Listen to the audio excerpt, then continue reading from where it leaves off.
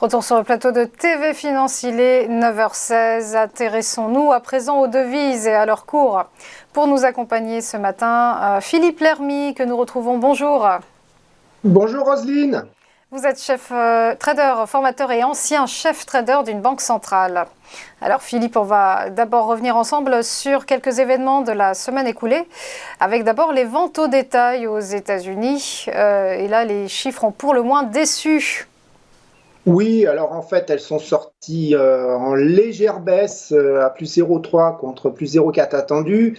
Mais signe positif, le mois précédent a été révisé significativement en hausse de plus 3,8 à plus 4,9. Donc cette déception a été neutralisée, je dirais. Voilà, c'est ce qu'il faut en retenir. Donc, mais il ne faut pas perdre d'ailleurs de vue dans l'absolu que les ventes au détail aux USA, elles sont en hausse de plus 17,6% sur un an, hein, ce qui est beaucoup. Et quand on regarde plus en détail, on voit que les deux postes qui sont le plus en hausse sont évidemment les prix à la pompe avec le gasoline, hein, qui a monté de 6,7% sur un mois. Mais il y a aussi les ventes dans les bars et les restaurants qui affichent plus 2,5. Hein. Donc évidemment, il y a un effet mécanique de hausse des ventes au détail qui est dû donc à l'inflation des prix de l'énergie, mais il y a aussi une réelle reprise de la consommation concernant les métiers en contact avec les personnes. Hein. C'est ce que vous montre le graphe. Hein. On voit bien que pour les ventes dans les restaurants et les bars, l'effet Covid est totalement effacé.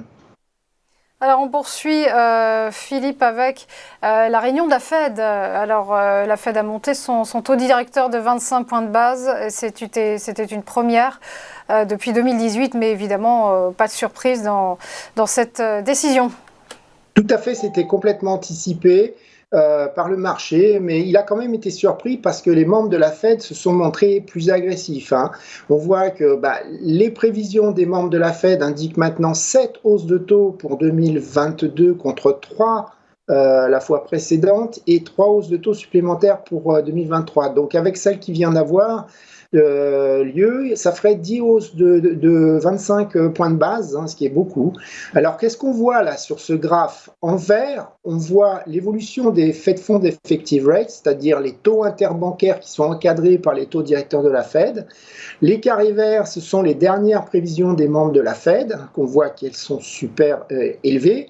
Et en marron, on voit les anticipations de ces mêmes membres, mais en décembre dernier. On voit bien qu'ils ont revu nettement à la hausse donc, leurs anticipations de taux directeurs. Et les points bleus, ce sont les anticipations du marché qui sont nettement plus basses. Hein. Alors, rien ne dit que les prochaines hausses de taux seront de 25 points de base. Hein. D'ailleurs, Powell l'a annoncé, il a dit que si c'était approprié, la Fed agirait plus rapidement. Hein.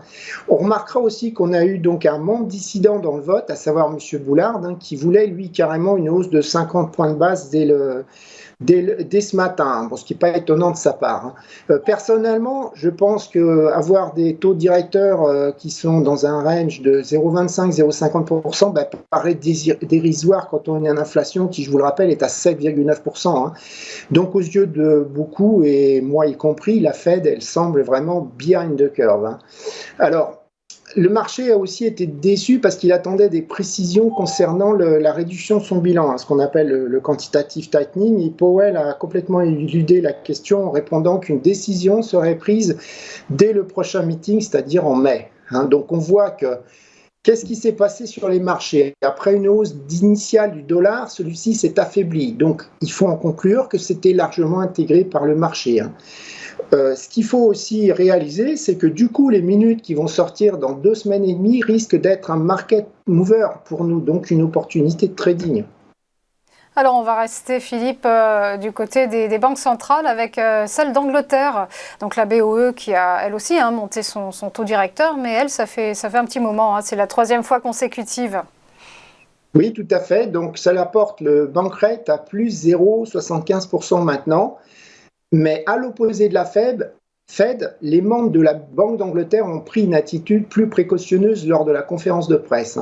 Donc, on voit que dans le communiqué, il y avait la phrase suivante d'inscrite: d'autres durcissements modestes de la politique monétaire pourraient être appropriés dans les mois à venir.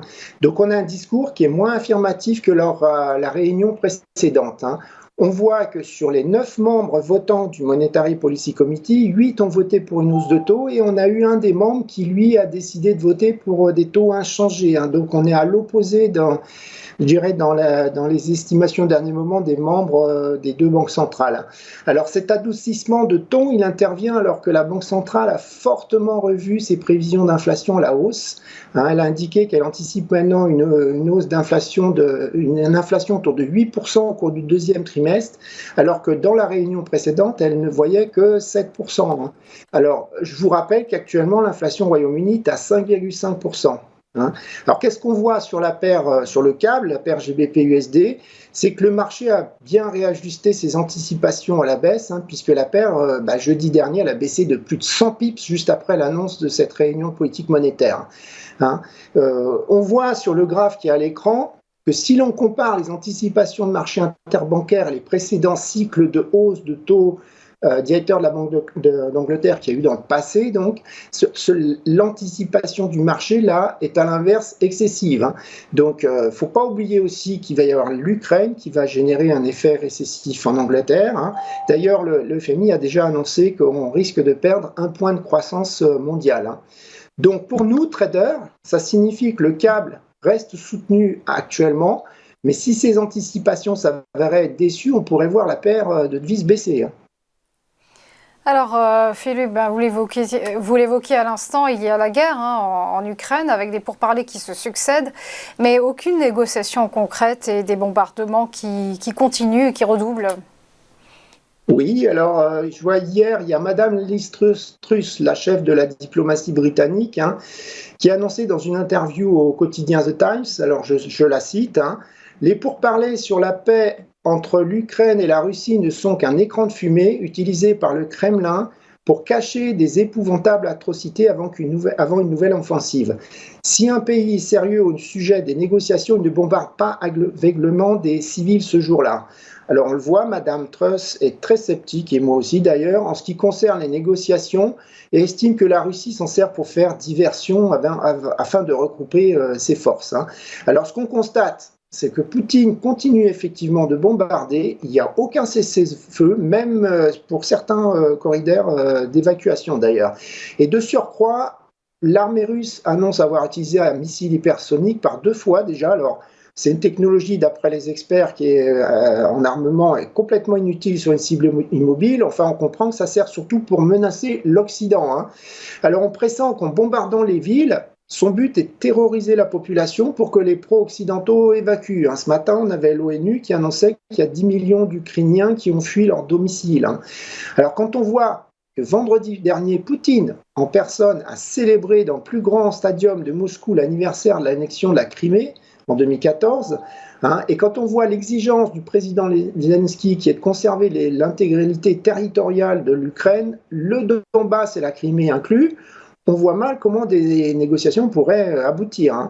Donc, de toute façon, Poutine est dans sa paranoïa, parce que pas plus tard qu'hier, il a dit, alors je le cite, « L'opération militaire spéciale en Ukraine était nécessaire car les USA ont utilisé le pays pour menacer la Russie et la Russie devait se défendre contre le génocide des russophones en Ukraine. » Donc, qu'est-ce qu'on voit ? C'est ce que je vous avais dit il y a un mois déjà. Poutine annonce ce qu'il va faire et fait ce qu'il a annoncé. Donc pour l'instant, sauf l'héroïque riposte des Ukrainiens, il n'a pas encore rencontré de plus fort que lui pour l'arrêter. Alors qu'est-ce qu'on a là qui va arriver? Biden est attendu au prochain sommet de l'OTAN jeudi et on vient d'apprendre ce matin qu'il y aura cette nuit, qu'il y aura une conférence, un conf call entre Macron, Boris Johnson, Olaf Scholz et Mario Draghi. Alors la presse annonce que ce serait pour prendre une décision sur un embargo sur le pétrole russe, un embargo qu'ils ont déjà pris concernant les Américains et les Anglais. Alors dans les bonnes nouvelles, qu'est-ce qu'on a eu? Hier soir, le ministre des Affaires étrangères turc qui a annoncé un énième accord ce dimanche, et il a spécifié qu'un consensus neutre est presque atteint. Sauf que qu'est-ce qu'on voit? En même temps, les combats continuent dans la ville assiégée de Mariupol, et il y a le ministre de la Défense russe qui a envoyé hier un ultimatum aux autorités de la ville pour qu'elles se rendent avant les premières heures ce matin. Ce à quoi a répondu la vice-première ministre ukrainienne, alors je la cite: « Il n'est pas question d'aucune capitulation ou d'abandonner les armes.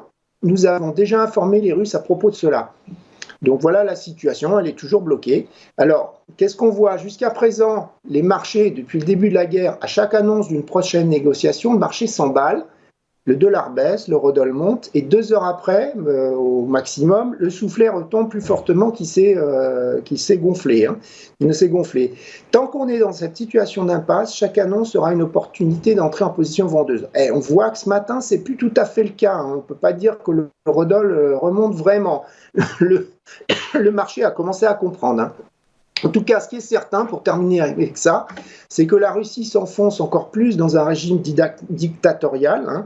Là, ce matin, le gouvernement russe envisage d'annuler et remplacer les élections des gouverneurs des provinces russes prévues en septembre 2022 par un vote à la Douma. Alors, quand on sait que le Parlement russe n'est composé que d'apparatchiks du pouvoir qui ont tous été je dirais blacklisté par l'Union européenne et par la communauté de l'Occident, ben on a compris, quoi.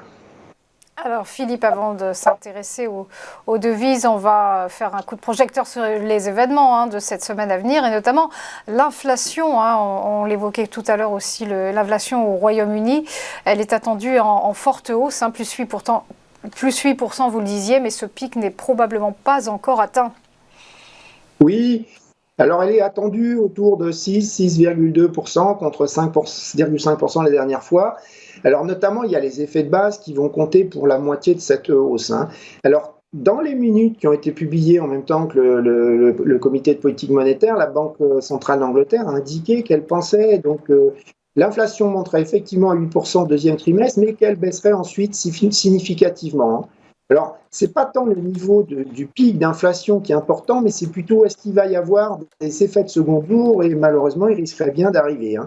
Donc, alors, ce qu'il faut noter, c'est que ce chiffre, il va être suivi peu après par le Spring Statement, donc le communiqué du printemps du chancelier de l'échiquier, M. Sunak, et c'est plutôt ce communiqué qui finalement risque d'être peut-être plus suivi par les traders sur la paire de devises que le chiffre de l'inflation. Alors Philippe, on va suivre aussi l'indice des directeurs d'achat en Allemagne. Et là, les premiers impacts de la guerre en Ukraine devraient fortement se faire ressentir. Oui, alors c'est presque le chiffre le plus important de la zone euro. L'indice allemand, il est attendu en forte baisse, à 52,5 contre 58,4 le mois dernier. La semaine dernière, déjà, on a eu l'indice ZOO qui a affiché un plus bas depuis la pandémie. Alors, les premiers impacts, comme on dit, de la guerre en Ukraine devraient se faire sentir sur cet indice des directeurs d'achat, mais sûrement de façon moins forte pour l'instant, parce que contrairement à l'indice ZOO, c'est une soft data, alors que l'indice des directeurs d'achat est une hard data.